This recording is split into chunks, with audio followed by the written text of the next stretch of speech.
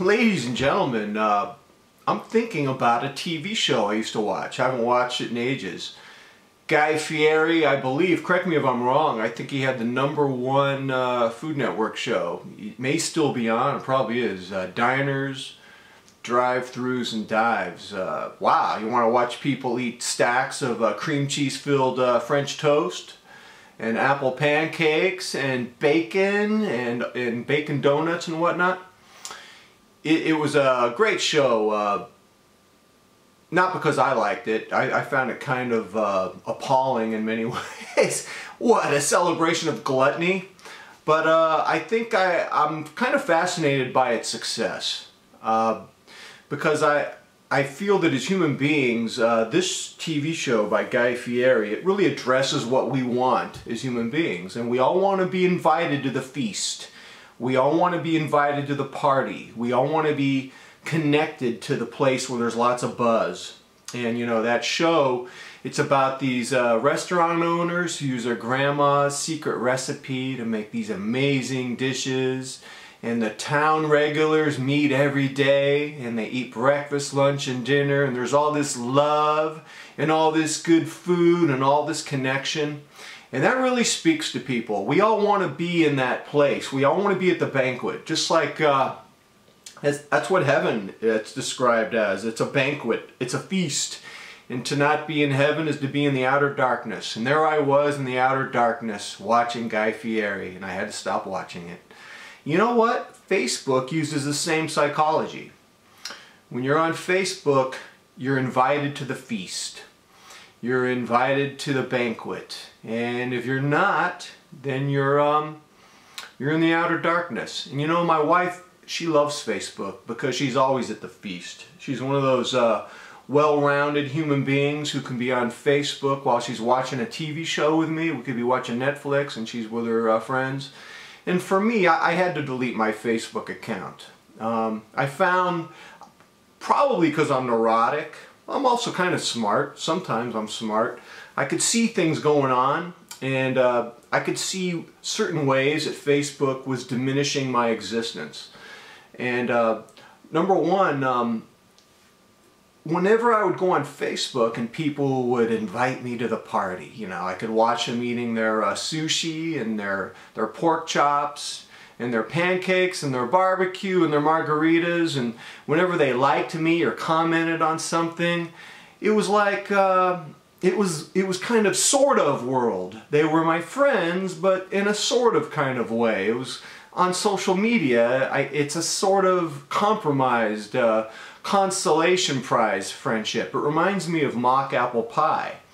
There's this Ritz cracker recipe when I was a kid. Instead of making apple pie, you replace the apples with Ritz crackers. So you're eating this Ritz cracker pie, you're going, pretty good, but not real apple pie, but you know, cracker pie. To me, Facebook is the cracker pie of friendship. I'm eating and I'm going, okay, sort of, yeah. So I deleted my Facebook account. I was sick of eating mock apple pie at Facebook. The other thing was just the left out effect. I mean, I saw these people having parties and all this love, and I wasn't there. I just felt so left out. It would break my heart. I had to get rid of it. The other thing I found about Facebook is that it gave us a numerical measure for self-validation. Like, did I get X amount of comments today on my Facebook post? Did I get X amount of likes? You begin to say, yesterday I got 75 likes and comments. Today I got 2. You know, you start measuring your popularity like the daily stock index. That's completely neurotic, and that's bad.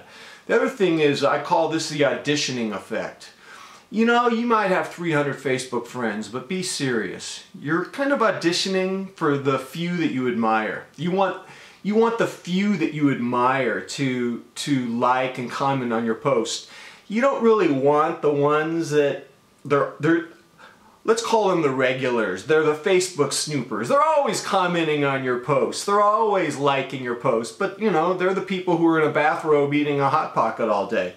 you don't care about their comments and likes. You're really auditioning for maybe the half dozen Facebook friends that you have that you admire.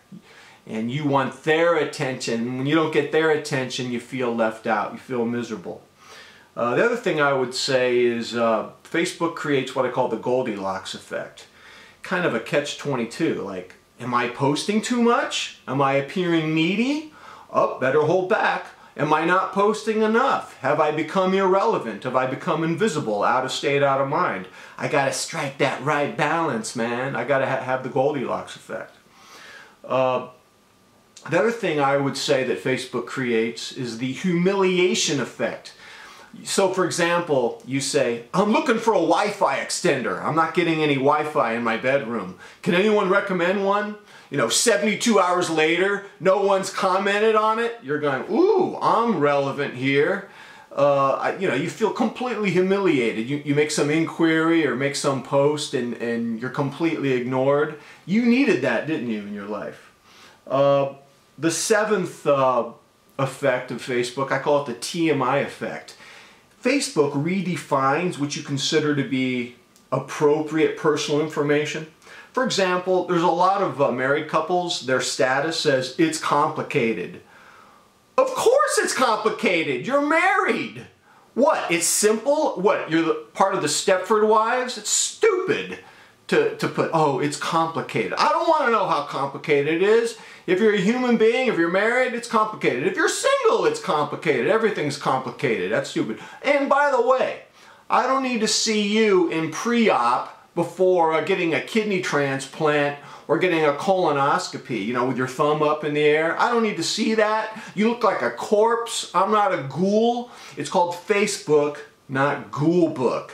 Completely ridiculous the way people are oversharing, too much information. Facebook has really redefined what we consider appropriate private information.